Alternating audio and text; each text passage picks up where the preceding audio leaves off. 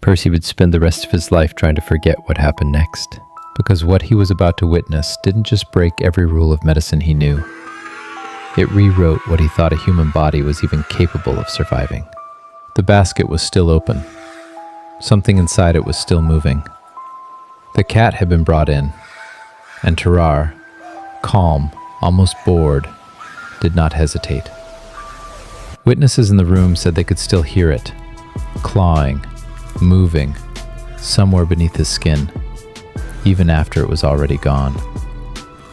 Afterward, he vomited up the fur and the small bones, a pattern Percy would document, calmly, clinically, every single time. Snakes came next, then lizards, then puppies.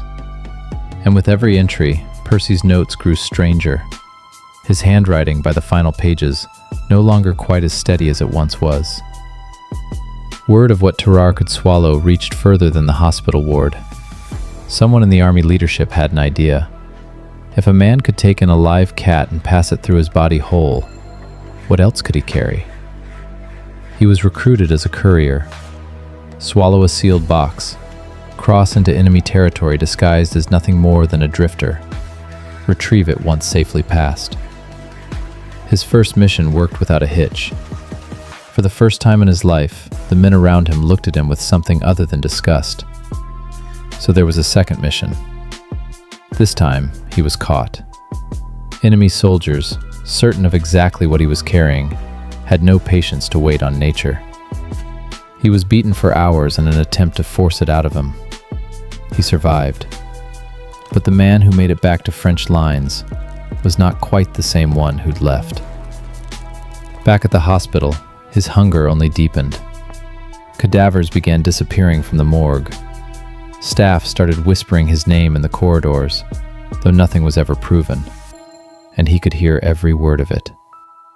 Then a 14-month-old child vanished from the hospital grounds. Suspicion fell on Tarrare immediately and completely. He was accused, and he was expelled. That accusation was never proven, and remains disputed by historians to this day. What's certain is what came after.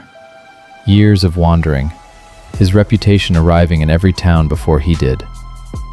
He tried, more than once, to find ordinary work. No one would have him. What Surgeon Tessier found next would stun everyone in the room. In 1798, he was found dying in a hospital in Versailles. He was 26 years old. Tuberculosis, doctors believed. The final collapse after months of decline. A surgeon named Tessier performed the autopsy, reportedly against the objections of staff who wanted nothing more to do with the case. What he found defied explanation, even by the standards of the day. An esophagus abnormally, almost impossibly wide. A stomach so enlarged it filled the greater part of his abdominal cavity, its walls thick with ulcers. To this day, no diagnosis fully explains him. Tapeworm, a thyroid disorder, a rare eating disorder.